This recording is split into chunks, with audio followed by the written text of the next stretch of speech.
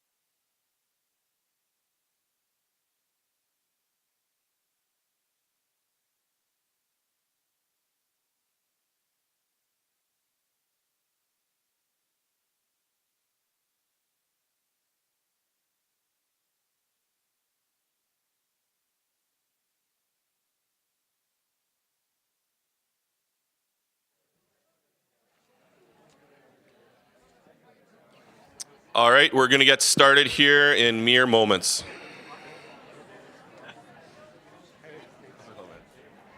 Do you know, oh no, sorry. I thought you were doing it this afternoon.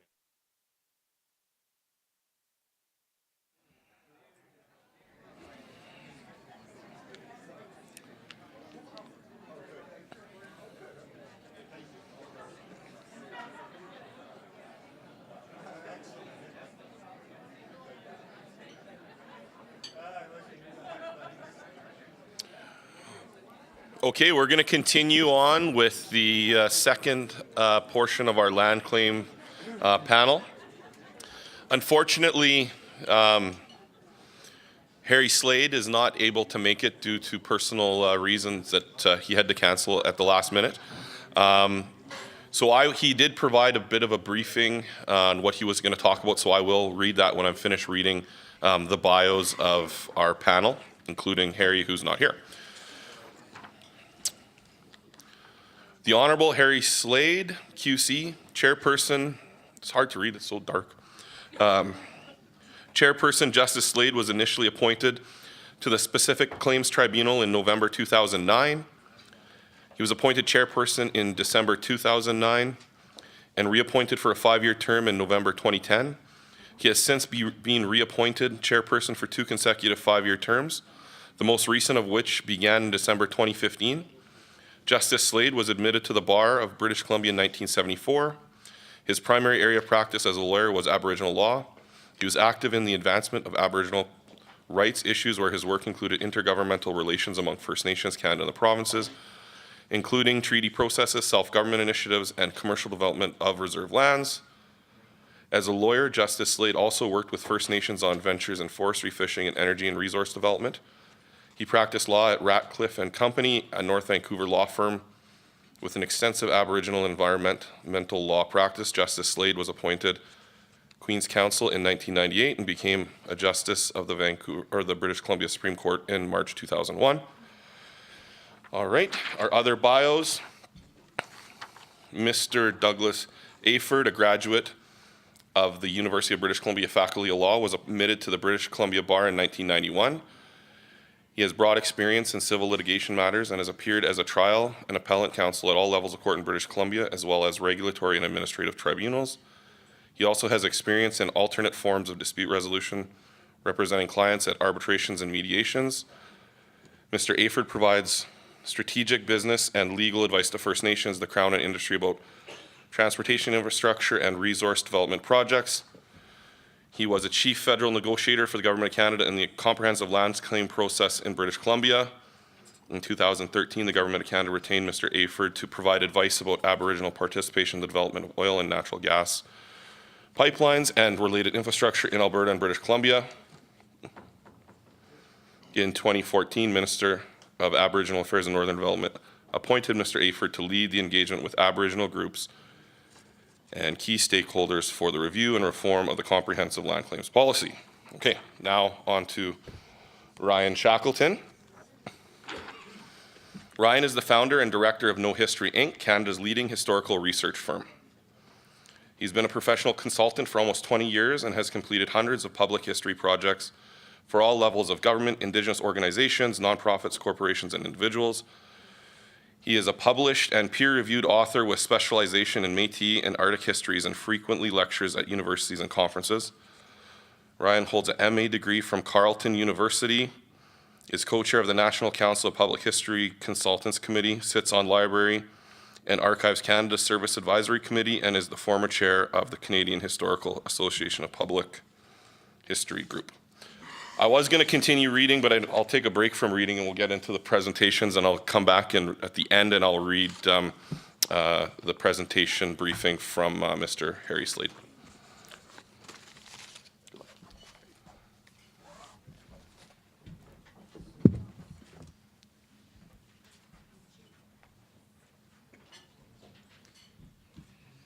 Thank you, Aaron. And I want to thank the organizers of this conference for the invitation.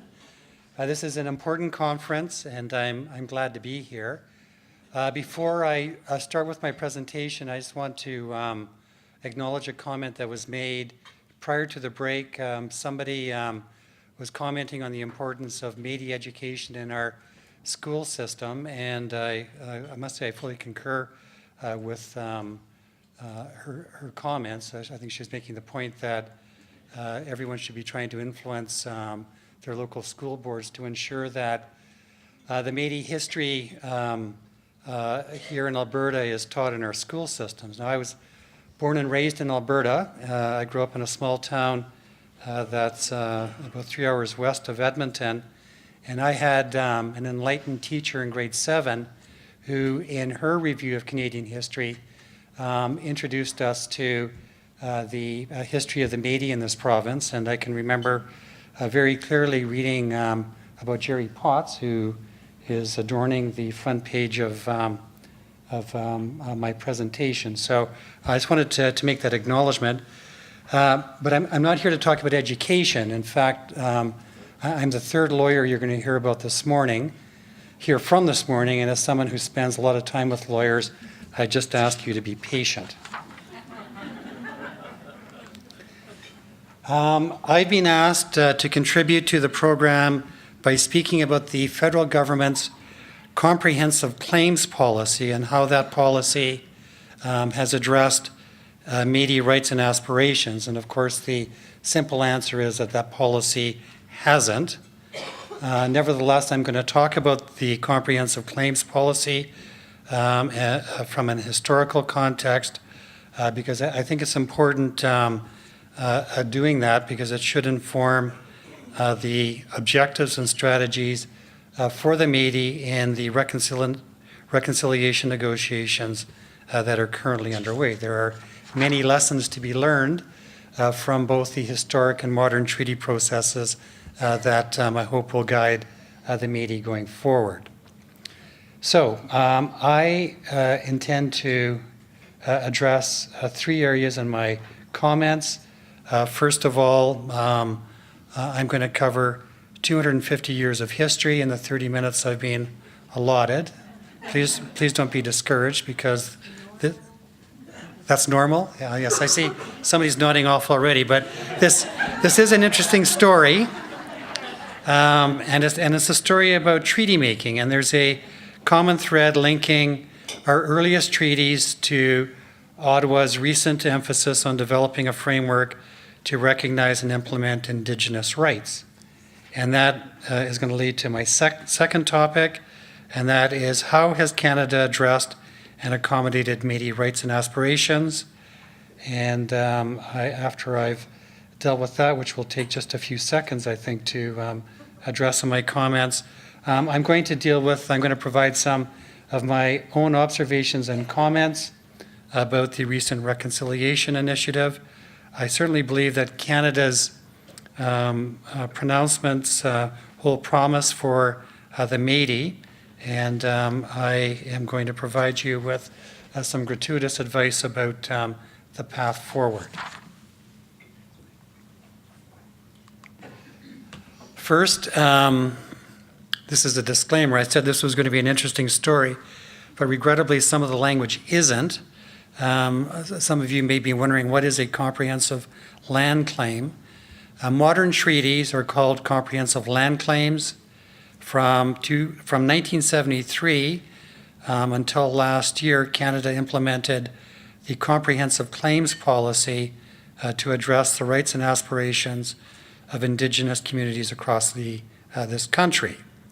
I wanted to get that out of the way before I introduce a chronology of key events, but you'll see that the reason for the word comprehensive was because of the all-encompassing nature of the negotiations for modern treaties. So going back to this 250-year history I promised to review, I mentioned a common thread a few moments ago, and that's the Royal Proclamation. Zachary referred to the Royal Proclamation in his comments earlier this morning. That's an edict that was issued more than 250 years ago that was designed to govern the settlement of British territories in North America. Now, starting with the Royal Proclamation, the history I'm going to describe today can be divided into 4 component parts. And if you can just, with reference to the chronology, scan the period from 1763 to 1921. That was a period of settlement and development of present-day Canada from the east coast across Western Ontario, Manitoba, into present-day Saskatchewan and Alberta, to British Columbia and the Northern Territories. Throughout that period, Canada, or the Crown, was guided by the Royal Proclamation in its dealings with the Aboriginal peoples who were being dispossessed of their lands due to the development of the frontier economy. So that's period number 1, 1763 to 1921. And these are arbitrary periods that I'm tracking based on some of my research into this area. The second period starts in 1921, and it goes for nearly a half century to 1973. During that period of time, there was a disavowal and repudiation by Ottawa of the principles underlying the Royal Proclamation. Treaty making not only came to an end in 1921, but the federal government passed a law in 1927 that prohibited the pursuit of land claims. And just as an aside, I don't think enough has been written about this period, and I'm currently researching and intend to write a paper about the federal government's decision to suspend treaty making in 1921 and how we're dealing with the legacy of that decision today. Now, the third period starts in 1973 and goes up until 2018. That period starts with the Nishga Tribal Council's Aboriginal title claim being heard by the Supreme Court of Canada. In that case, Emmett Hall, on behalf of himself and 2 other justices of the court, relied on the Royal Proclamation, the thread that runs through this history, in a dissenting judgment that supported the Nishga tribe's Aboriginal title claim. That's the Calder decision. You'll see it noted on that chronology. And that decision has had far-reaching implications. Following the release of Calder, Canada quickly announced the development of 2 policies in response. The first being the Comprehensive Claims Policy, which revived treaty making, and the second was the Specific Claims Policy, which Harry Slade was to speak about this morning, but which I understand Aaron is going to be making a presentation on later this morning. As we'll see in a moment, modern treaty making has met with mixed success.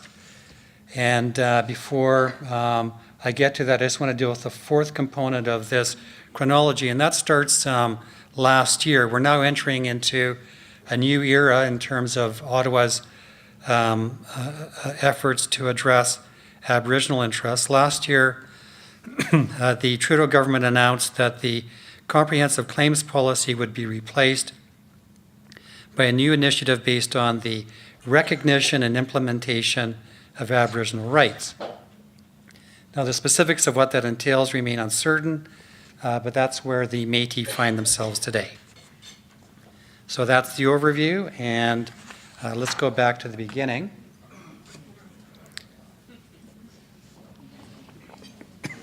Forgot to mention there's a quiz element to this. I'm going to ask, who out there knows who this dapper-looking fellow is? Any guesses? No, it's not Champlain. This is King George III. Yeah, we have a right answer back there. There's a prize to be collected at the end of this. King George was the King of Great Britain and Ireland from 1760 to 1820. And interestingly, he was also concurrently the King of Hanover. King George III is notorious because he suffered from recurrent and eventually permanent mental illness. That's not the reason why we're discussing him today. Importantly, from Canada's perspective, King George issued the Royal Proclamation. He did that after Great Britain defeated France in the 7 Years' War, and that was early on in his reign. And as a result of the end of the 7 Years' War, Great Britain became the dominant power in both North America and India. And the Royal Proclamation is King George III's legacy in Canada. Zachary referred to the Royal Proclamation earlier today. Just some further background. Under the Treaty of Paris, France ceded control of its North American territories to Great Britain. The Royal Proclamation established a new administrative structure for British North America and acknowledged Aboriginal possession of lands that had not been ceded to or purchased by the Crown. The Royal Proclamation also prohibited the purchase or sale of Aboriginal lands without the Crown's prior consent. The document has been referred to in judicial decisions in the Calder case as the Indian Bill of Rights. Others have referred to the Royal Proclamation as the Indian Magna Carta. The document guided federal policy as the Dominion grew westward across the continent of North America.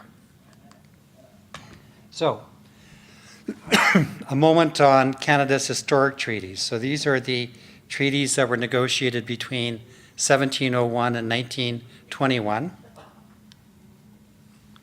The earliest recognized treaty in present-day Canada is the Treaty of Albany, which was concluded between France and the Iroquois Confederacy in the Great Lakes region in 1701. That treaty is one of approximately 70 recognized treaties that were completed between the 18th century and 1921. I think for the purposes of this conference, the numbered treaties are probably the most significant. Starting in 1871 and continuing through to 1921, Canada negotiated 11 numbered treaties across northwestern Ontario, the prairies, and parts of British Columbia, Yukon, and the Northwest Territories. The numbered treaties required the Aboriginal groups to surrender their rights and title to land in exchange for treaty rights, which consisted in the main of the creation of reserves, the preservation of hunting, fishing, and trapping rights. Some of the treaties called for the Crown to provide small annuities to the recipients of the treaties, as well as ammunition, twine for fish nets, farm stock and implements for those reserves that were set up for the purposes of agricultural initiatives, and suits of clothing and commemorative coins for leaders of the Aboriginal signatories. Now, a gentleman here this morning spoke about Treaty 8, and I'm going to spend a moment on Treaty 8. I'm not an expert in Treaty 8, and as I think some of the people here may be, but my understanding is that Treaty 8 is the largest treaty by area in Canada. You can see it on the map. It encompasses parts of present-day Alberta, Saskatchewan, the Northwest Territories, and a part of British Columbia on the northeast border of that province. Now, in the mid-19th century, I think it's important to put this into context, that part of the Dominion wasn't considered as valuable as the prairies because it wasn't suitable for farming and settlement. That changed, of course, with the Klondike Gold Rush and the discovery of oil reserves and other minerals in the Athabasca-Mackenzie area. So Ottawa then turned its attention to the Treaty 8 area in terms of treaty making. From Canada's perspective, the object and purpose of Treaty 8 was to, number one, extinguish Indian title to the Peace River Athabasca districts. Number two, to overcome hostility and resistance by the Aboriginal inhabitants to the frontier economy. Number three, to protect the security and economic interests of settlers in the wake of the Klondike Gold Rush. And number 4, to offer protection to Aboriginal inhabitants through guarantees and obligations of a treaty. And from Ottawa's perspective, what they thought they were providing to the Aboriginal signatories was essentially a treaty based on peace and friendship that affirmed or recognized their rights to continue harvesting activities, and as well a guarantee that their traditional economy and freedom of movement would not be affected. So, where did Treaty 8 leave the Métis? Based on my research, it's my understanding, and I know that this conference deals with Scrip, and there are a number of people more knowledgeable than me, but my understanding is that the policy of Indian Affairs was to allow the Métis to decide whether to accept Scrip or accept treaty benefits as Indians. And I know others at this conference have addressed the ramifications of the Scrip policy, but there seems to be unanimity among historians that the bargain that Canada offered was designed to part the Métis from their land. In any event, the Scrip option was removed by Canada in 1921, and any Métis claims under Treaty 8 after that date, the adhesions to the treaty, were dealt with as adhesions to the treaty. Zachary provided us with a PowerPoint slide of an amendment to the criminal code that I wasn't aware of, that I found fascinating. It certainly is consistent with Ottawa's policy on Aboriginal matters starting in 1921. As I've indicated, 1921 marked the end of treaty making. As Canada developed, policymakers in Ottawa no longer considered it necessary or expedient to address Aboriginal claims. In fact, the government of the day was determined to bring an end to treaty making. And you can see, I've got on the screen an amendment that was made to the Indian Act in 1927 that prohibited persons, presumably lawyers, from taking on retainers to pursue claims on behalf of Indian bands and tribes. I think this is a relatively recent part of Canadian history. It is a stunning example of what the policy of the federal government was in the 1920s. Over the next half century, Canada maintained the position that Aboriginal land claims had been extinguished or did not exist, or this concept of Aboriginal title was simply too complicated and too ephemeral to be translated into anything substantive. Now, between 1921 and 1973, there were sporadic but unsuccessful efforts to resolve long-standing Aboriginal claims, and this picked up particularly after the Second World War. There was a joint committee of the House of Commons and Senate that studied the Indian Act between 1946 and 1948 and made a number of proposals, including that an Indian Claims Commission be established to address ongoing Aboriginal grievances. That didn't happen. In 1962, the Diefenbaker government introduced legislation to create an Indian Claims Commission, but that act died on the order paper.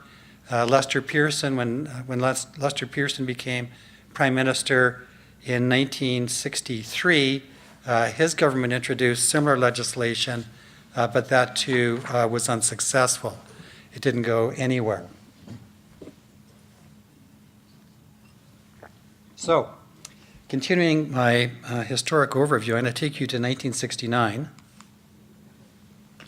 and the White Paper. And I would expect our people here in this room who remember the introduction of the White Paper by the Pierre Trudeau government in 1969. That was the unveiling of a new Aboriginal policy by the Government of Canada. I have a photograph of a very somber-looking Jean Chrétien sitting next to Pierre Trudeau. Mr. Chrétien was the Minister of Indian Affairs at the time, and he introduced a statement by the Government of Canada on Indian policy in the House of Commons. That statement became known thereafter as the White Paper. It advocated the full, free, and non-discriminatory participation of Aboriginals in Canadian society by removing references to Indians from the BNA Act and to end the legal distinction between Aboriginals and other Canadians. The White Paper, I think, is sort of a remarkable initiative. It represented the culmination of federal policy that started in 1921 and the perspective that Aboriginal peoples were a disappearing race. The policy initiative was met with vigorous opposition from Aboriginal organizations across Canada who considered the government's initiative to be an exercise of assimilation, and ultimately the Trudeau government did an about-face. And why did they do that? Well, I am going to now talk about an Aboriginal land claim from the province of British Columbia.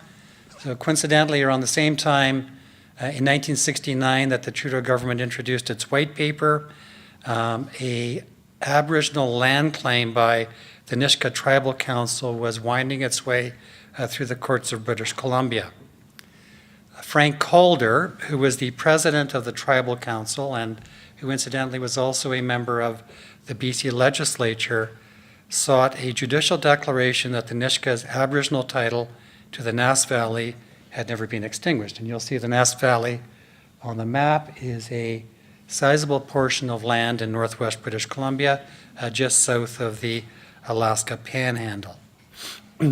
As I indicated earlier in my comments, the claim ultimately was unsuccessful, but as I mentioned, there was support within the Supreme Court of Canada for the view that the principles underlying the Royal Proclamation continued to apply in those parts of Canada where treaties had never been completed. And of course, British Columbia, the vast majority of the land mass in British Columbia has never been subject of a historic treaty.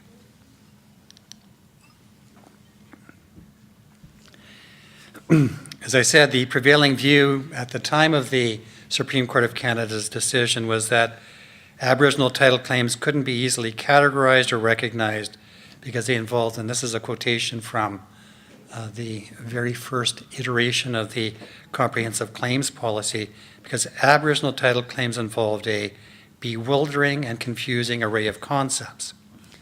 That changed with the Calder decision. Shortly thereafter, Mr. Chrétien issued a statement pledging Canada's intention to settle land claims through negotiations. So in 1973, Canada was back in the treaty business. But Canada returned to treaty making with the same objectives as before.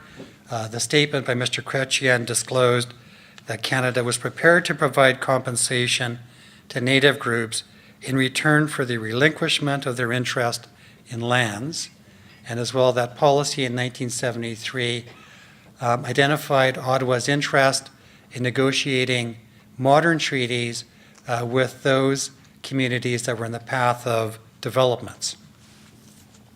So that's the start of the comprehensive claims process.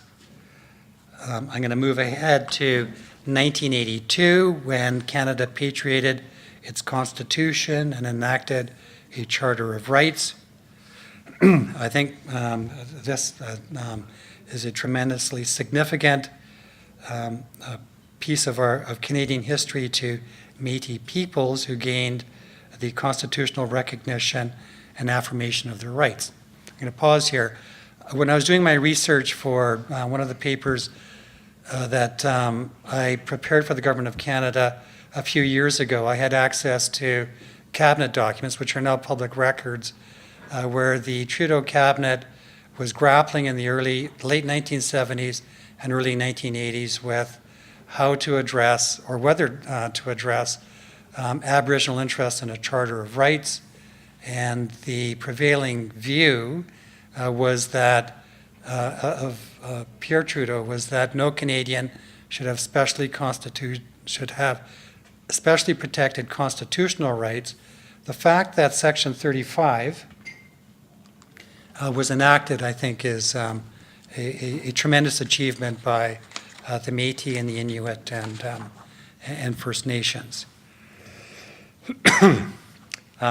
Somebody made the point earlier today, should be people, not peoples, and I think Tom was saying that he was relying on legal precepts for his use of the word peoples. Section 35, you'll note, refers to peoples in the plural, not singular. In any event, the law is always evolving, but the changes in Aboriginal law in the time that I've been a lawyer have been rapid and dramatic. Section 35 was enacted as part of the Canadian Constitution. Before 1982, Aboriginal rights existed and were recognized under the common law, but because they did not have constitutional status, they were vulnerable to extinguishment or regulation by legislation. However, since the enactment of Section 35, Aboriginal rights can't be extinguished except by agreement and can only be regulated or infringed by the Crown where justified. Section 35 doesn't identify the range or nature of Aboriginal rights, and the federal government has been content to defer to the Canadian courts to provide guidance on the content, nature, and scope of Aboriginal rights, which is why I think, regrettably in a sense, it's been through the courts that Aboriginal rights have been provided with some content. Now, since 1982, it would be charitable to describe Canada's treatment of Métis issues as reactive, even passive. I know others here would say that Canada has been inattentive, indifferent, hesitant, or derelict in its constitutionally mandated duties and obligations. And to illustrate, one need only consider the federal government's position that the Métis were not Indians within the constitutional scope of Section 9124 of the Constitution Act. So we've got a renewed interest in treaty making and the enactment of a Charter of Rights that constitutionally protects Aboriginal rights. That takes me then to a discussion of what advances were made through the modern treaty process. I think I made the point that I was going to take a couple of seconds to identify for you how the comprehensive claims process has addressed Métis interests, with the exception of negotiations in the Northwest Territories. The comprehensive claims process bypassed the Métis. And that's obviously troublesome because the comprehensive claims policy represented Canada's primary contribution to the process of reconciliation. So, in terms of context, and perhaps to help you understand the pressures of negotiations going forward, I'm going to address this issue. Has the comprehensive claims process been a success for those Aboriginal groups who participated? The answer to that is it depends on who you ask. I know that if you spoke to representatives of the Nishga or the Tuwasa nations, they would say that they're immensely proud of their treaties. However, the reality is that the investment of time and money has delivered at best modest results under the comprehensive claims policy. And statistics, I think, can be a relevant indicator of the success or failure of government policy. 122 claims were accepted for negotiation under the comprehensive claims policy between 1973 and probably 1993. And during that time, only 26 final agreements were completed. Some of the tables are now entering their third decade of negotiations.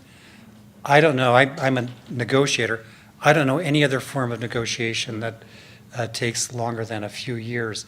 The fact that parties are involved in negotiation decade after decade, I think highlights that this program didn't meet its expectation. As well, many of the communities that decided to give modern treaty making a try have given up on the process. And so too, apparently, has Ottawa, and I'm going to come to that in a moment.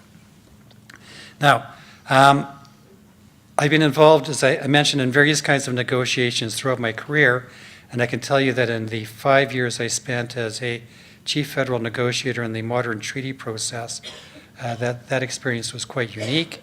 The process was frustratingly slow.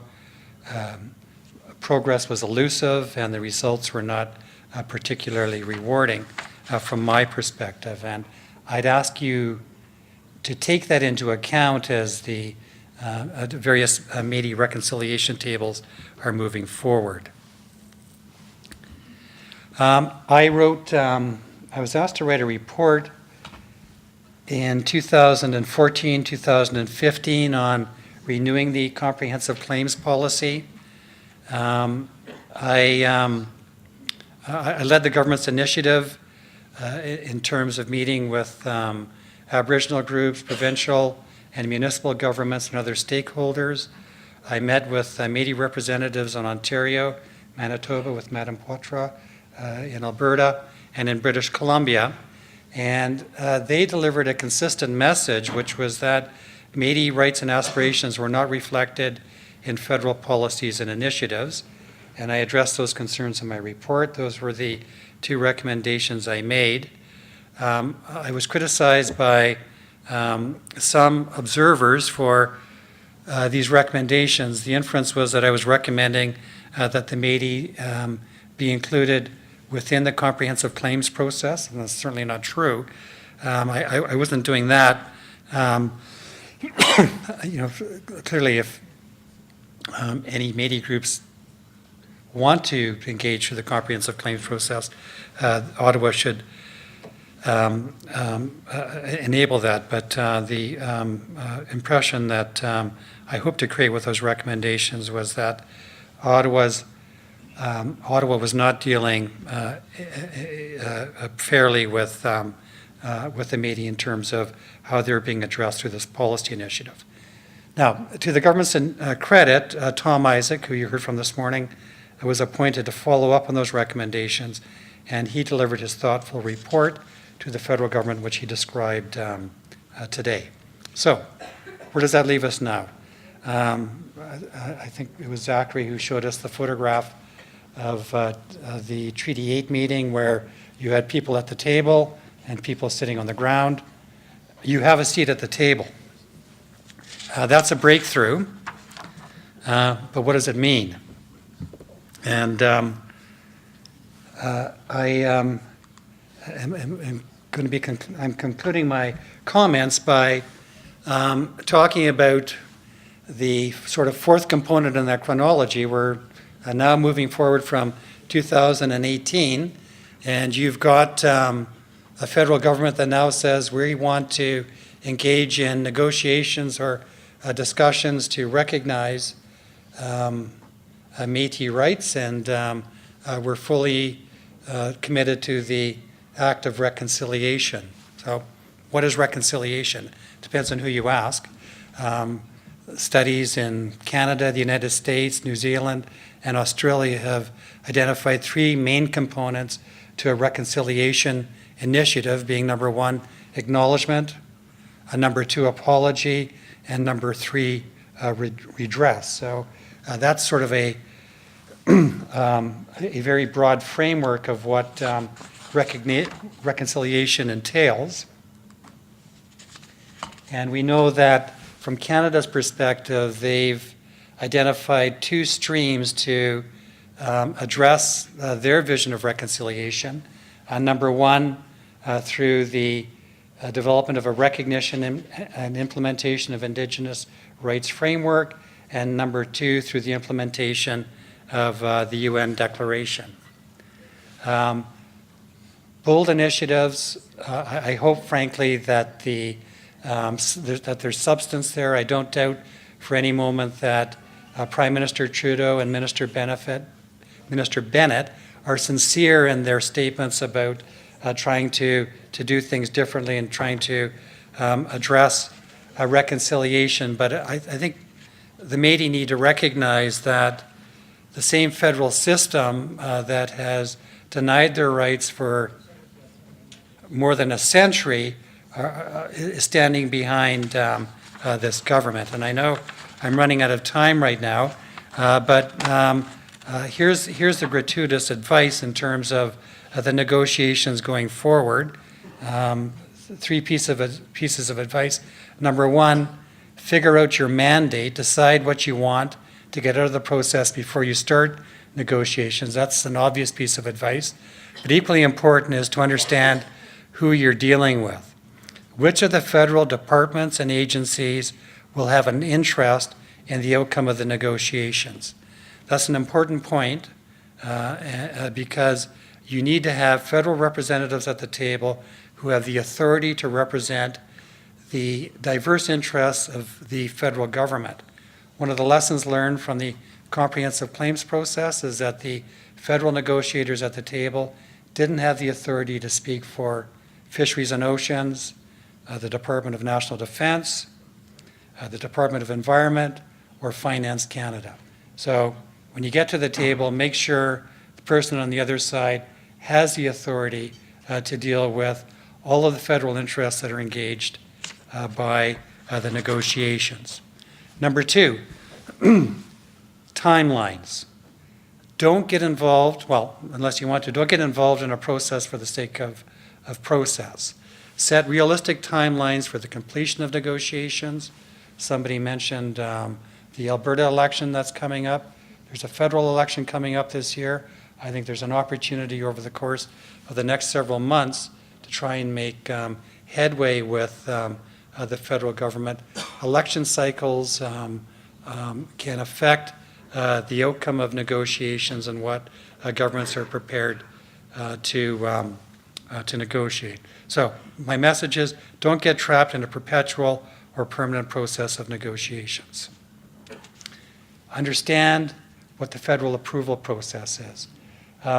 Cabinet approval is required at several stages of the comprehensive claims process, and often those approvals took up to 2 years to complete, which is unconscionable. It resulted in a loss of community support in the Aboriginal communities to their interest in negotiations. And number three, this is my last comment, have an exit strategy. If your objectives aren't being met in negotiations, know when to leave the process. There's an alternative to negotiations. It's litigation, and frankly, I think the fact that the government has announced that it's not going to be denying Aboriginal rights provides Aboriginal parties with some leverage in negotiations going forward. So those are my comments. Thank you very much for your attention, and again, appreciate being here.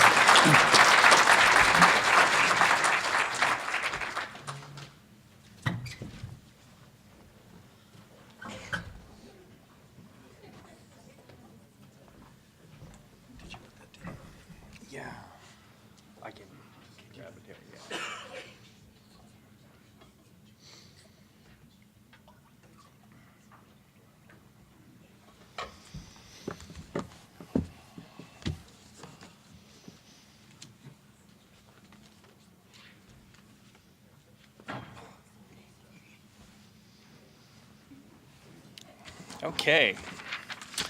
So thank you very much for having me here. Thanks for putting me on a panel with lawyers at lunch and asking to speak to Métis about their genealogy. This is going to be a lot of fun. So today I'm going to go over Métis genealogy, and this is going to be the challenge because I'm not Métis, and I'm going to speak to all of you Métis about genealogy. So take that within the framework of which it is. And then we're going to go over the M&A registry process. I don't work for the M&A, and I don't work in the M&A registry. And we'll talk a little bit about the Métis root families. Then we're going to talk about a new M&A registry system. But first, even more disclaimers, and these ones are actually quite serious. This presentation is about a methodology, and it's a way of approaching things. And as we move through this, you're going to see that I'm working within that colonial framework that Jason talked about yesterday. There's no way for me not to work in that framework. And in some ways, the Métis Nation of Alberta needs to work within that framework for their political reasons, and why I'm on a legal panel to kind of recognize and realize rights through this Powley framework, this government framework that's kind of come through the colonial process. And equally, no history, even though we're talking about registry, we have nothing to do with the M&A registry. That is handled by the exceptional professionals in registry.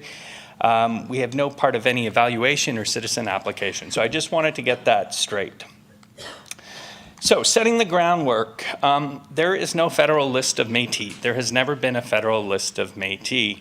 The federal government has done exceptional work in quantifying and qualifying Indigenous organizations throughout its history. First, obviously, with band lists created through treaty and status cards, and then later through when resources were discovered in the north and sovereignty became an issue through the Eskimo disc lists, which are fascinating that numbers were assigned because they couldn't spell people's names. You don't want the federal government to keep your registry list. And from what I've heard from all of our Métis clients, that is never, ever, ever going to happen. And there's a lot of sense in that, because as soon as the federal government keeps a list, it decides who gets on the list and who gets off the list and how they apply criteria to the list. And I think that's why it's so important that Métis organizations keep the lists themselves. But there is a need for a list. There's a need for a list that's established in Powley. And again, remember, this is within the colonial framework.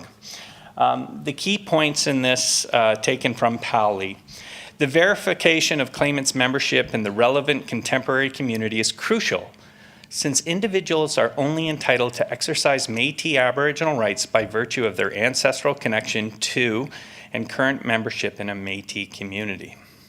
It goes on, and then it says near the end, take into account the value of community self-identification, the need for the process of identification to be objectively verifiable. So, to work within this system, we need to be able to prove that a Métis person is part of a contemporary community and has an ancestral connection to a historic Métis community. That's the key there, and it has to be objectively verifiable by the government. That is at the heart of why a registry is needed to assert Aboriginal rights within that framework. Problematic for sure. And the MNA heard how problematic that was in their 2018 consultation with staff, with harvesters. This comes from the publication available on the MNA's website. Above all, harvesters found it discouraging to have to prove their Métis-ness to the government of Alberta. To a majority of harvesters, having to prove your Métis ancestry to Alberta via the current policy is essentially asking Alberta to identify Métis people, which has already been done by the MNA. This is all at the heart of Métis genealogy. So this is what a colonial genealogy is. And when we were talking about King George III, this is the type of thing that genealogy was invented for, to trace back, to show a hereditary lineage, to inherit rights or land. And that's what's being asked. This is my personal opinion. I don't think this is what a Métis genealogy looks like. I think it's more akin to what Jason pointed out yesterday. I think that's kind of what a Métis genealogy looks like. But this, in fact, is a Métis genealogy. It is a highly interconnected network of kinship networks that bind a community. As Brenda McDougall has called it, a kinscape.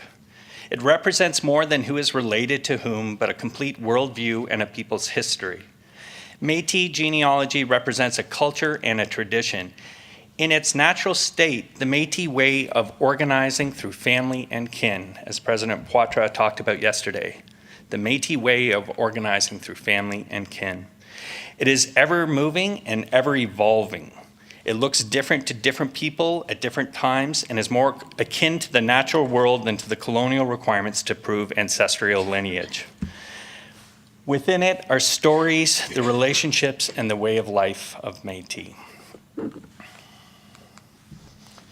If you take a snapshot of that, and this is actually Region 1's community genealogy. This is what Region 1 looks like when we put all the genealogies together. You have a beautiful genealogy. There needs to be a compromise because this is very hard to make objectively verifiable. So this is what we're suggesting. Now, I know that looks like the hereditary genealogy that I was talking about, but we've implanted things. Give me a couple minutes and we'll get to those. So, the M&A registry process. If you haven't been on the M&A's website, they've got a great little fun video that takes you through the whole registry process. It's 3 minutes, otherwise I would have just played that for you. But there's some essential requirements. First, you have to meet the national definition of Métis. You have to submit a live birth registration or long-form birth certificate or a wallet-sized birth certificate and baptismal certificate. You need valid photo identification and proof of permanent residency in Alberta. And from my understanding, cell phone bills don't count. But what I want to talk, though, is the completed genealogy tracing back to the mid-1800s. So you can download this form, and I filled it out just to show you the way it looks. Basically, the M&A registry asks you to fill out this form, and you kind of list your father's name and when he was born and where he was born, and your mother's name and where she was born, where they were married, and then you go back through your generations. You submit that, and then they have an intake process where they kind of make sure you've got your live form birth certificate and all that kind of stuff. And again, this is all to make sure that this is an objectively verifiable registry. But then the genealogists go through and they verify it. These people are absolute experts in Métis genealogy because they've been doing it thousands and thousands of times. They go through this and they know, oh, that's this family and I can pull this file from there and I'm going to get this person's birth certificate, and they know all these families and family names. But all this takes time. It takes a lot of time to go through because every time that they make sure that one of these individuals and the information on it is correct, they put a check mark and they copy the document that supports it to make it objectively verifiable, and they put it in the file.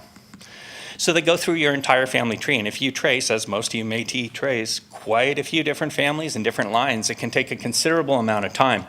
Sometimes there's errors and they have to do further research, and sometimes there's just unknowns that they can fill in the gap. This is not a 5-minute process to put through an application. On the last census, there was 114,000 people that self-identified as Métis in Alberta. And admittedly, not all of them will apply for citizenship in the Métis Nation of Alberta or be approved. But let's take those numbers for a second. Let's say it takes, to get that file in, make sure it's got everything, verify all the genealogy, copy the document, put it in, write a letter corresponding with the person, maybe have multiple correspondents. Let's say it takes 2 hours to process one person's genealogical file. 228,000 hours to process the Métis in Alberta through registry.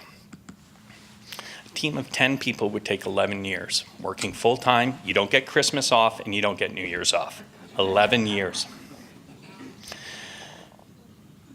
Think about that, though, how many pages of documentation that would create. So 114,000 people equals about 2,000 banker's boxes, and we know this from doing the work, 20 to 30 pages in a file. That's 2,500 linear feet of records, 7.5 Canadian football fields. If you stack it end to end, this is just an enormous amount of data that's being dealt with. Obviously, it's problematic, this process. One, it's paper-based. It's paper-based, and there's a lot of degradation of quality of copies based on paper. As you move through it, it's the bloat on the system. There's also duplicate information, because when I apply to make that file objectively verifiable, you've got to have every document in it. You've got to have all the documents that show who my father is and who his father was. When my brother applies, same documents are going in those files. When my daughter applies, same documents are going in her files. So what we're seeing is that there's documents. It's not unreasonable to think that 10 yards could be taken up with one person's census records in some of these files. Risk of missing documents, because at this point, creating those objectively verifiable files doesn't provide context. What if my grandfather's file connected to his father and it used a birth certificate, but in my brother's file it used a marriage certificate?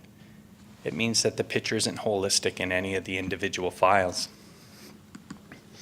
It's piecemeal information that's necessary, but again, it doesn't give us an accurate picture of who communities are. It gives us an enumeration of individuals. So the solution that we've been working on with the M&A for several years now is the idea of Métis root family lines, and I'm going to explore this a little bit. This is based on two premises. The historic Métis population, while there's no list of them, it is identifiable. It's identifiable through Scrip records and vital statistic information. We know who the Métis population is for the most part. And working within that Pauli framework, we can identify who the first generation of the families were in a region and then trace all their descendants. Now again, this gets into that colonial box that Jason was talking about. We're dealing with modern day boundaries. We're dealing with dates of effective control, but that's the box that Pauli's kind of put you in that you have to work within. So let's work within that box and think about this. If we say that a family comes from, let's say, Manitoba, and they settle in Lac La Biche in 1837. It's not the Manitoba family, it's not their ancestors in Manitoba that are the root ancestors, it's the first generation that's in Lac La Biche. Then we trace all their descendants down. They become the root ancestor descendants. So the terminology is the root ancestor is that first generation that's in a region. That's what we're going back to, and that's what will qualify under this Pauli box that we're working within. And then everyone underneath automatically qualifies. And then if everyone underneath qualifies, we can create a Métis family line. Now I will say that you can't marry into Métis based on this. And we'll see something really interesting in a minute. But in this chart, the red are the root ancestors, and then the dark blue are all the root ancestor descendants. So now, for anyone to prove their Métis ancestry, you don't need to go back all those generations and provide all that documentation to get to the root ancestor.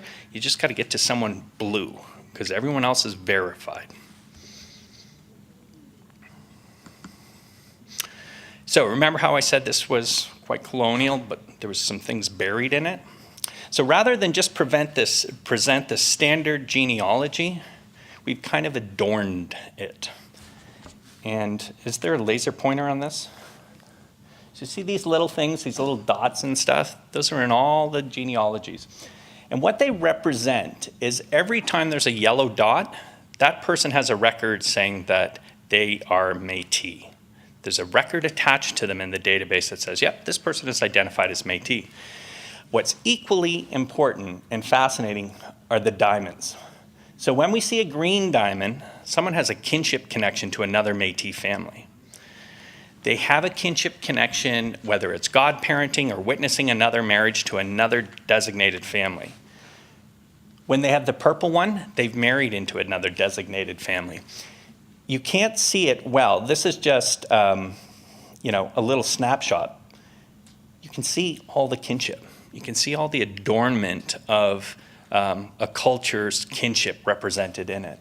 And if you look at these big charts that are being produced, you'll see that they're all like this. They're all colorful with this kinship connections. So the family line research that we've been working on, if you don't see your family name on here, speak to Alice at the back of the room who presented yesterday. So we'll play a little game. How many family lines do you think we found? Just yell it out. Anyone? For Alberta. 218 for Alberta. And the research is ongoing. 218 we have. Any other bidders? 1,000? Not that high. Oh, good guess. 403. So we'll give you the prize. So right now we've identified 403 family lines. This is, again, the exercise of tracing back through these kind of structured genealogies. But think back to that graphic. It's actually all one interconnected community. So you may say that, oh, I traced to this family line.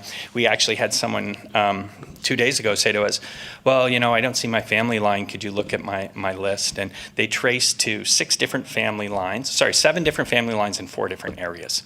And that's just based on one line in their tree. So the next challenge with the historic community is how do you connect the contemporary? So we know what we've done is created a system. We've created a customized program that basically imports all of that information. And every person that we have in this system exists as a node, as a circle, as one of those dots in that big graphic that we showed you. And every document ever found that we have is attached to them. All the facts about their life, where they were born, who they married, what they worked at, all those documents are embedded. We take that, and currently there's about 15,000 people, historic people, and we import it into this new program. And I'll give you just a little quick tour of the program. It's set up here, and it's hard to see. I apologize for that. But this is just kind of a list of all the 15,000 people. And then these are administrative functions that allow you to manage the family lines and locations associated with them. Each individual has a person's page, which is a genealogical page, and it has all kinds of information about which family lines they trace to, where they were born, and then all their life facts, all the facts about that person's history. Very similar to Ancestry, if you've ever worked in Ancestry, and it has this person's child was born on this date, ... This is all embedded. What's key to making it objectively verifiable is that every single fact is supported by the primary document that is linked within the system. It is linked once in the system. So rather than my file having the document, or my brother's file having the document, and my sister's file having the document about my grandfather, it's just linked in his profile. The beauty of that is that when my daughter applies, that document will already be in her system when she connects into it. How does this help? So we have our root ancestors that we've verified. It prevents that duplication of work that you go through, that you attach to one root ancestor and you trace back further and further and further. You don't need to do that anymore. All you need to do is connect to one person, and then you're automatically connected into the entire system and all the kinship networks that have already been established. Similarly, if we find new kinship, it's automatically updated. So quickly, some implications of the system. This could result in a significant reduction in wait times. This is based on our experience with another client. Just because instead of the 2 hours, it's now taking 15 to 30 minutes to process an entire file. You're not connecting and verifying 7 levels, you're connecting 1, 2. Again, it is independently verifiable because every single fact has the primary source attached to it. And it can reduce the overall costs with the registry because you're not doing the storage capacity, you're not doing the verification of the same document again. Interestingly, it can now live in one system. Ideally, this system would exist that you could walk into your local and they would have access to it and you could apply for it in more than one place because it's not a paper-based system that lives in a central repository. It lives in the cloud as most things do. The benefits of the resource, this is completely M&A owned. This is not something that we're licensing to the M&A. The M&A has this completely. They have all the research, and all the research that they do on this type of stuff goes right into it. It's a single access repository. It's not a genealogical collection that is in one place and there's something else in another place that they have to go and look for another source. It's all in one source. But perhaps, and I think this is one of the most significant things for harvesters and other individuals looking to trace, when we use this system, it identifies all known connections. So, just because of the sheer size and the way a paper-based system works is that you're looking to get your citizenship. So you find a Métis ancestor, and as we know, many of you have multiple different Métis ancestors that you can trace to. But this isn't dependent on one line that you fill out and that is verified, or 2 lines or 3 lines. Instead, you're connecting into that large network, that big genealogy, the Métis genealogy, I'm going to start calling it.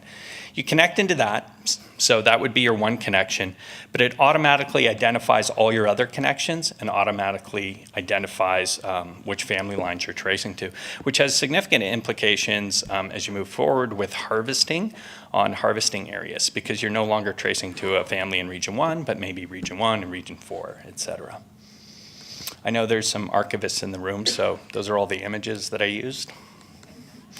Thank you.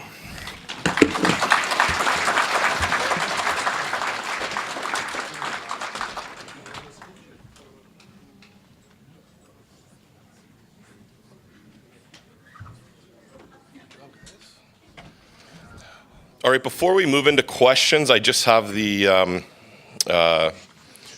presentation kind of briefing that Mr. Slade was supposed to be presenting. So I'll read that and then we'll get into questions. So overview, and again, this isn't my work, so I'm not sure if I'll be able to answer any questions you have on it, but there's probably people in the room that can. So here's an overview of his intended presentation. A framework for recognition of Métis rights and aspirations. 1, the sine qua non of negotiations, the power to compel. 2, Royal Commission on Aboriginal Peoples, recommendation number 2.4.29, federal companion legislation to a new Royal Proclamation providing for the establishment of an independent administrative tribunal to be called the Aboriginal Lands and Treaties Tribunal. 3, lessons learned, the Specific Claims Tribunal, Canada. Discussion, number 1, negotiation and the power to compel. Negotiation is the process by which consensual resolution of uncertainty over conflicting interests or different perspectives on what may be a common interest may be resolved. Where questions over legally enforceable interests exist among people who have a common interest in reconciliation, negotiation is preferred to litigation. Such is the case with tensions between Indigenous interests and rights and the interests of Canadians generally, Indigenous included. I assume good intentions on the part of all participants in the process in place that seek resolution of questions over Indigenous interests, including Métis and the Crown as represented by governments. But compromise towards consensus can be elusive. So resort may be taken to the law as a means of exercising the power of a party to achieve the desired outcome by means other than negotiation. Take, for example, the negotiation of claims under the Federal Comprehensive Claims Policy. Indigenous land rights are grounded in a collective title, Aboriginal title. Ownership and control are at stake if declared by a court that the claimant owns and controls the title, land, and government powers to control the use of land and resources in the interest of the general public are constrained. Governments represent the public interest. The loss of control of the land and resources impairs the power to act in the public interest. In Manitoba, Métis Federation v. Canada, 2013, Supreme Court of Canada 2013 1 SCR 623, the Supreme Court of Canada held that the Métis were entitled to a declaration that the federal crown failed to act with diligence in implementing the land grant provisions set out in Section 31 of the Manitoba Act in accordance with the Honour of the Crown. The court further held that the ultimate purpose of the Honour of the Crown is the reconciliation of pre-existing Aboriginal societies with the assertion of Canadian sovereignty. Where this is at stake, the court held it requires the Crown to act honourably in its dealings with the Aboriginal peoples in question. In relation to Métis rights, the power to compel the desired outcome, in contrast to that of a declaration of title to an Indigenous territory, is unclear. The extent to which courts may enforce good faith negotiations as a remedy grounded in the Honour of the Crown is unknown. Number 2, Royal Commission on Aboriginal Peoples, RCAP, 1996. From RCAP, people to people, nation to nation, highlights from the report of the Royal Commission on Aboriginal Peoples. Recommendation 2.4.32 follows a discussion of the recommended power to establish an independent tribunal with oversight powers over negotiations toward the resolution of claims. The Commission recommends that the tribunal be established by federal statute operative in 2 areas. A, settlement of specific claims. B, treaty making, implementation, and renewal processes. In Australia and New Zealand, legislation has established tribunals with broad powers which enable the presentation of claims and the facilitation of negotiated resolution. These tribunals have powers to bring the necessary parties together and exercise oversight over the process of negotiation. This includes ensuring that the parties are diligent in doing the work needed to ground respectful and responsive dialogue and proposals towards the resolution of the many questions that arise. They may also make, as bodies independent of government, reports to the public on progress and impediments to progress. RCAP recommended action to create such a tribunal over 20 years ago, except as discussed below, it has not happened. Number 3, the Specific Claims Tribunal. Legislation establishing the Specific Claims Tribunal was enacted in June 2008. The Specific Claims Tribunal Act, SC 2008 C22, provides for Superior Court justices serving as members of the tribunal.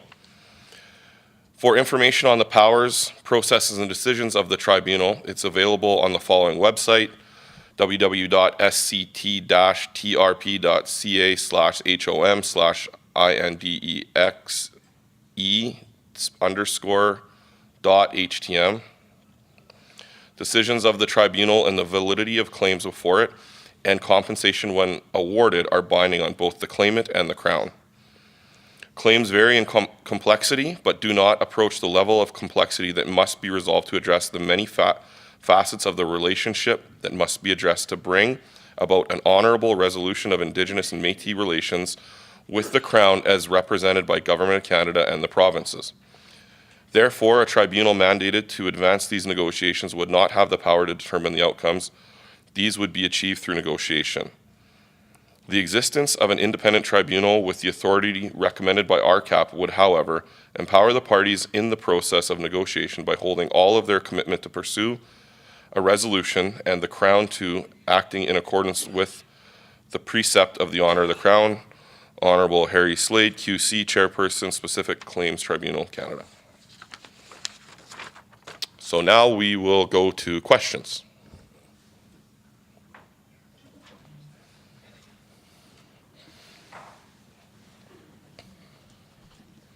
I'm Louis Belrose from the Peace River country. Gruard, hometown. I have a question for Mr. Eyford. In all your dealings with the Aboriginal laws, land claims, or whenever you deal with a specific group of Aboriginal people, did you ever run into a case where language was an issue in law? Because I often wonder, when Treaty 8 was signed, I don't know if it was any lawyers there or anything, but I know Cree was used that day, according to my forefathers. They told me a lot of it, there was an interpreter. A lot of it was in Cree because none of the Aboriginal people could talk English. Some of them talked a little bit French, but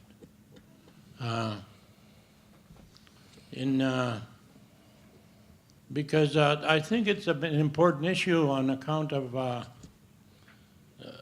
the dealings we're having with the Métis, you know, in our language. I guess that's the question I have. I have one other thing before you, well, I'll tell you after. You go ahead. Yes, indeed, that is an issue that I have come across in my review of matters. I talked about the historic treaties that were negotiated from 1701 until 1921. And I made the point in the report that I wrote that many of those treaties, well, all of the treaties, sorry, were written in the English language and were not written in the language of the Aboriginal parties. So that is an issue, and I've often wondered whether some lawyer someday is going to take a run at one of the historic treaties on the basis that it constitutes an unconscionable transaction. That's a legal term, but a transaction that may not have been understood by the signatories at the time. And those historic treaties continue to apply today. So that is an issue indeed that I've come across. I'm going to now go to modern treaties, and I made the point that some of the treaty tables are entering their third decade of negotiations. Well, of course, that wasn't the case for the historic treaties. Many of those treaties were completed in the course of a day or two of meetings. So, yeah, you know, I think that the issue of the facility in the English language of some of the signatories is something that has been noted by many people, including myself.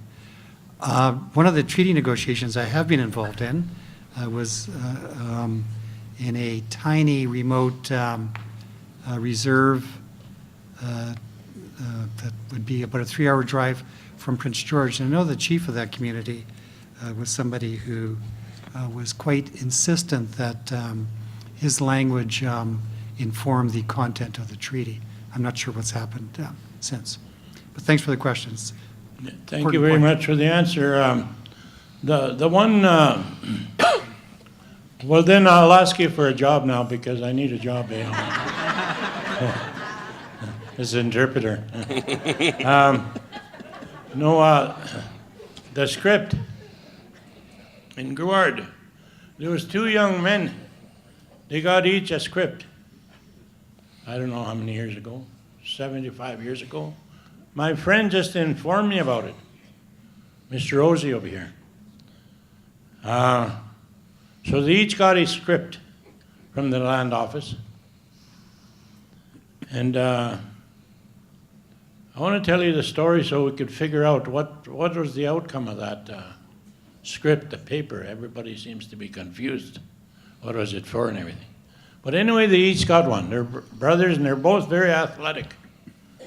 And they said, we'll race for it. Whoever won the race will keep the 2 scripts. So I was just wondering, what was their idea of the script, I wonder? Monetary or, you know, it's something to think about. That's all. Thank you very much. Thank you.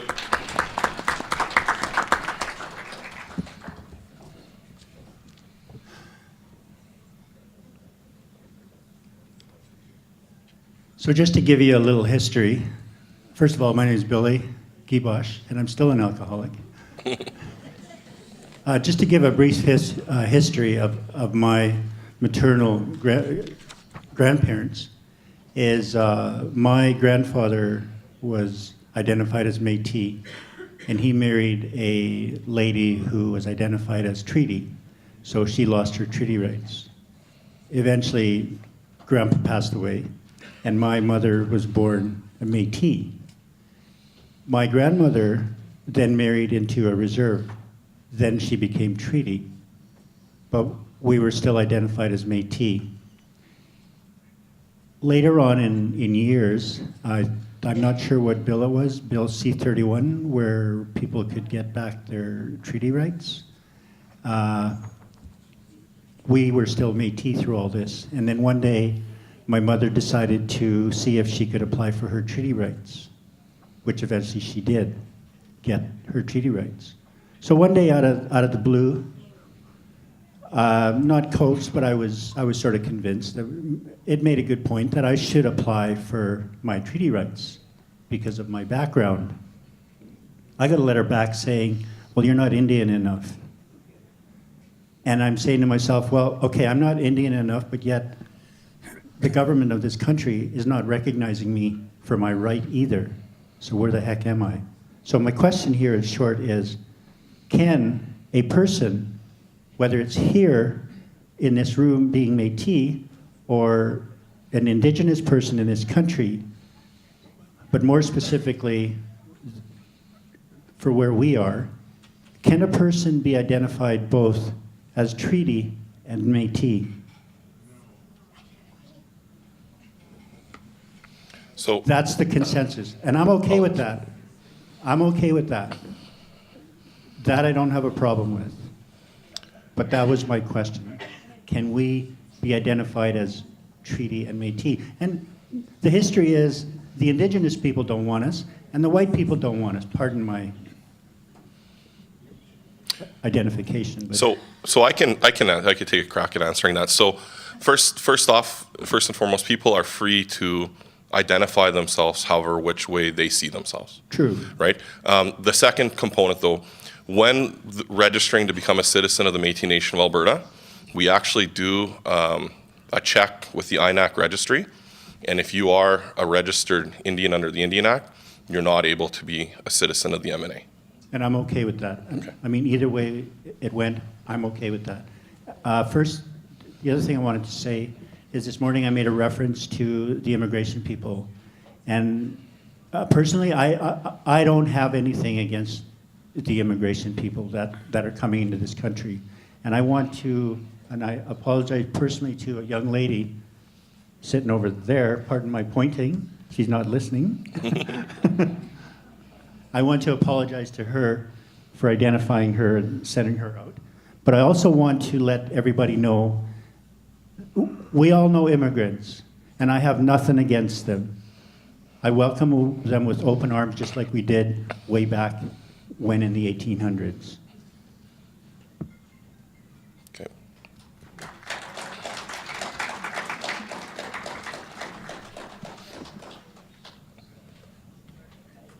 Jeanette Hansen, Medicine Hat.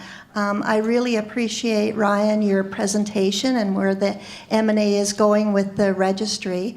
My question is, a lot of us are in possession of historical documents, and I'd like to know how we can protect them, because I feel that they should be in Métis control. I could give it to our archives at the museum in Medicine Hat. They actually asked for pictures and archival documents because they didn't have anything, and we've got a long, rich history there. So when I put it out to our Métis community, they were just inundated with pictures, and they did this wonderful display of who the Métis were in Medicine Hat. But my question is, and when you talk about, these documents covering football fields, how are we going to protect our information, our historical documents, and keep it in our possession? It's a great question, because with so many programs, as soon as you start the digitization process, it becomes public record. And that's something you do want to be careful of, because when it becomes public record, who can use it against you, right? For whatever reason they may. But it's also at risk of deterioration and environmental conditions that could just destroy it. So I think digitization is key. And there's a young lady sitting at that table right there, Catherine. She works at Library and Archives Canada. Library and Archives Canada has a new initiative that they've worked out with the Métis National Council that they are prioritizing the digitization of Indigenous material for that exact reason. And to my understanding, there's no requirement to make it publicly available. So I think as an organization, you can speak to them about that because it's now a mandate of theirs. Okay, and just to be clear, the M&A doesn't have like an archival library to keep these documents? I can't comment on M&A, but I'd love Yeah. to see your documents in the system at some point. Okay, thank you. So yeah, Jeanette, we do have our genealogical resource center where we do keep historical documents at the head office. So if we have like original, like photographs, documents of the Scrip, of the certificates of land Yep, entitlement, and yep, yeah, you we could take care of those? happily. Thank you. So we'll take the two more, or three more at the mic, and then we'll go to the live feed. I'm Sky Blue Morin from the Morins of Green Lake, Saskatchewan. And I give thanks to Métis Nation of Alberta for accepting me at their conferences to learn. I'm responding to the previous question before we took a break about languages. I've been writing, teaching, conversing, translating Michif with Region 3 from the Métis Nation of Alberta, and I'm hoping to encroach on all the other regions. That's a joke. I write in English phonetics. Someone was saying something about why are we not learning this. I write in English phonetics because that's what kids are learning in school. And little kids are able to pick up what we teach because they're reading the English language in Michif. I just wanted to add to the previous speaker too, a lot of books, Métis books, are getting very valuable. Dr. Ann Anderson's Michif Dictionary, I believe now is worth like $200. Like we have to hang on to these documents and we have to store them somewhere. I have her original copy from 1975, but I've used it so much it's not worth the $200. I just use it as a resource document. But those are some of the things we have to watch out for, is not to let those books slip out of our fingers, to store them somewhere. And the other thing is, I'm here to make a public service announcement too. The government gave out a bunch of money for Michif language.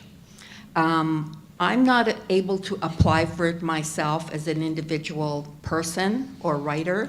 I have to go through an agency or like a Métis region or Métis local. But one of the things is we need to write letters to the school boards that we want Michif taught in our schools.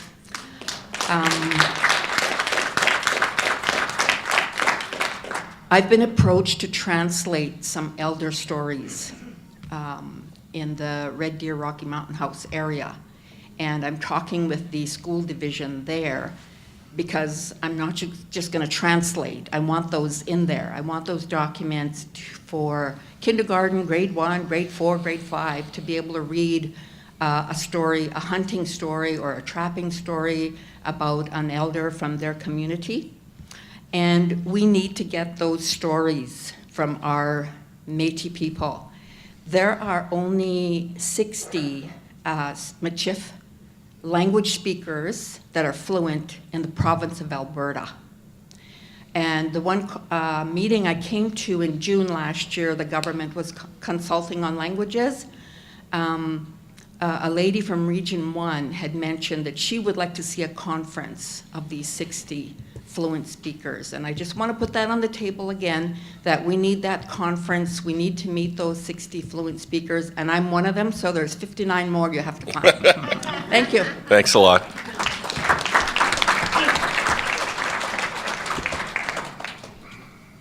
Hi.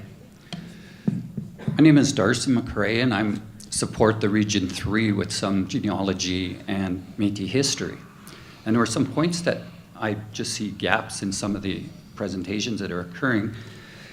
And one of them is specific to language, just to build on what Sky Blue had just made comment to, is there's a record going back all the way to 1823 with Governor Simpson of the Hudson Bay Company. If you were going to work for them, you needed to sign a civility and morality clause, which stated you would not speak your Indigenous language to neither your wife nor your children. That was the loss of our language way before Canada became a country, way before residential schools. But this is stuff that's not really well presented or discussed. And then going back and looking at some of this, I've been advocating or wanting to do, we have our root ancestors. We know who our Métis Nation is. All we have to do is turn that census and those records around and do a reverse census. We won't get everybody, but we'll know back to at least our grandparent, and we'll be able to connect to all the rest of those links to verify and prove our Métis connection.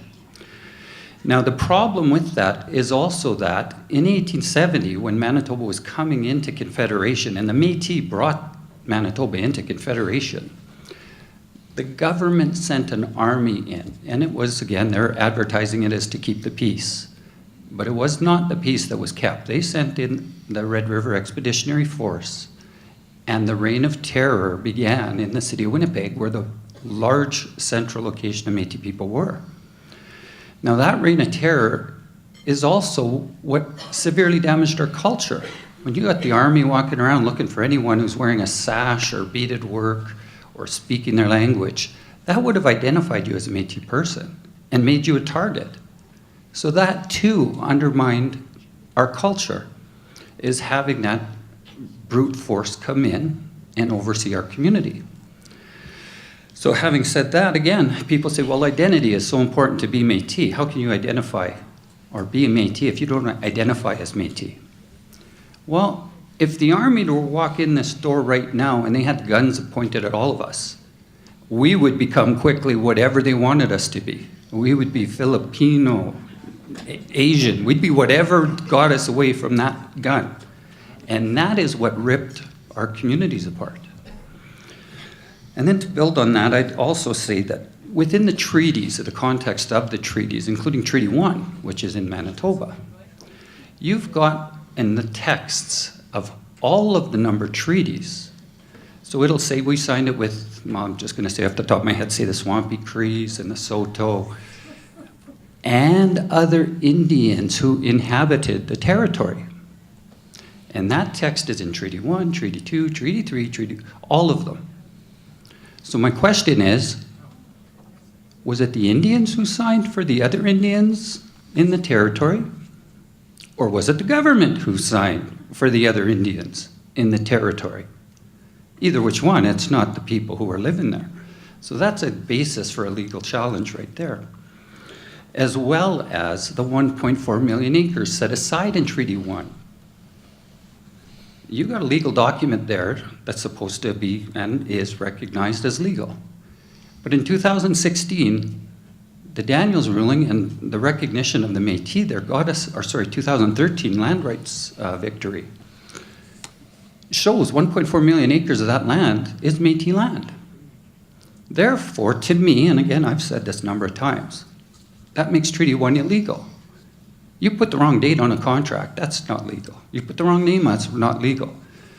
So having 1.4 million acres in Treaty 1 territory that was signed away, kept away from the Métis for 150 years, then they go, oh, geez, we made a mistake. Yeah, you guys have 1.4 million acres of that land. My assumption of that would be that would make Treaty 1 illegal. And if Treaty 1 isn't there, because Treaty 2 wraps around Treaty 1, well, Treaty 2 would fall. Treaty 3 wrapped around, they would all fall. And that's just, again, my perception of that. But I do believe Treaty 1 is illegal. And I've also was here for the Daniels conference a few years back, and at the time I said the same thing. Canada's economies are all based off the Métis homeland, with the first being the fur trade. The Métis were the most important people to the fur trade. We were the fur trade. The next economy that came along was on our land again, which was agriculture. They came in, they took our land, they set up the agriculture, and dominated economically through that land. Now the third largest economy that's occurring in this country is resource development. Again, out here in Western Canada on the Métis homeland. I don't understand why this is not being acknowledged or recognized. The Métis are creating the economy of Canada and have been since day one. Anyways, that's my points. Thank you. Thank you very much.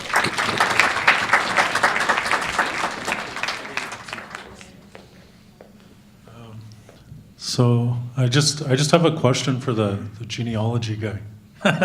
And please help me. No, I'm just kidding. But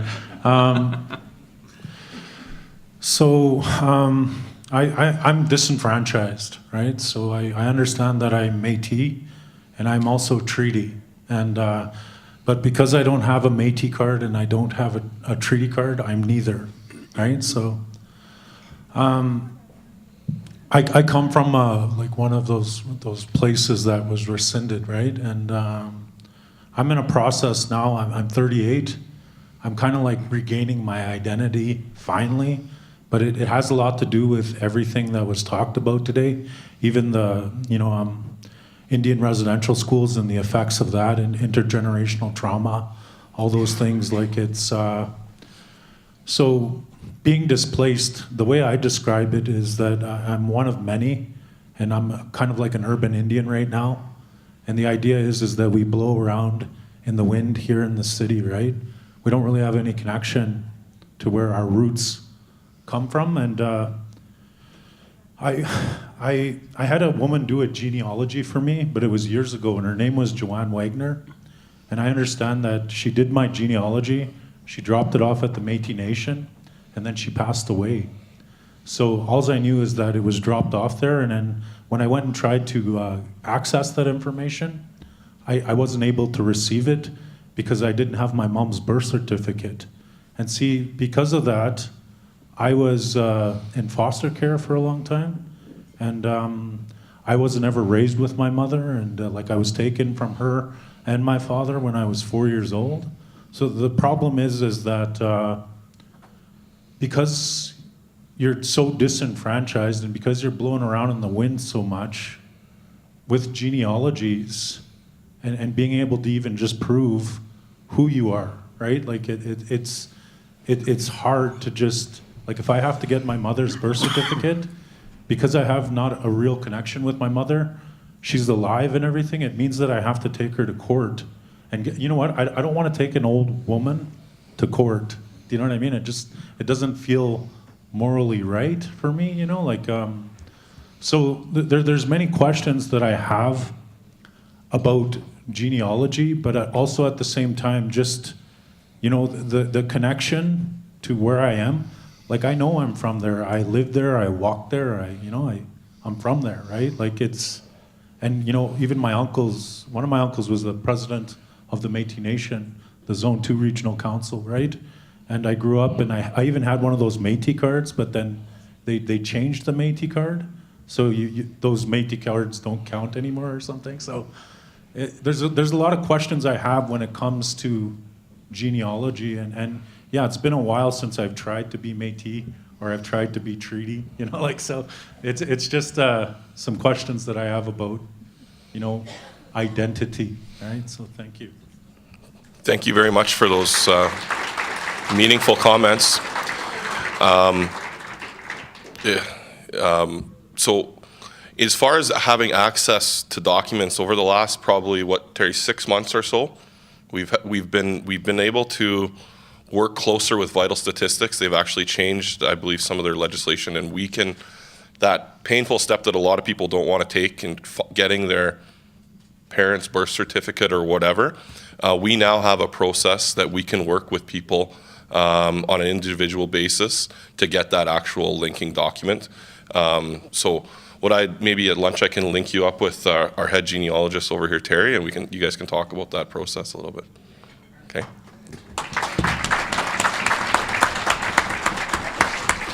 All right, we'll go to the live feed for a few questions. So Desiree asks, what would a national Métis registry database look like, and would it make registry easier or harder?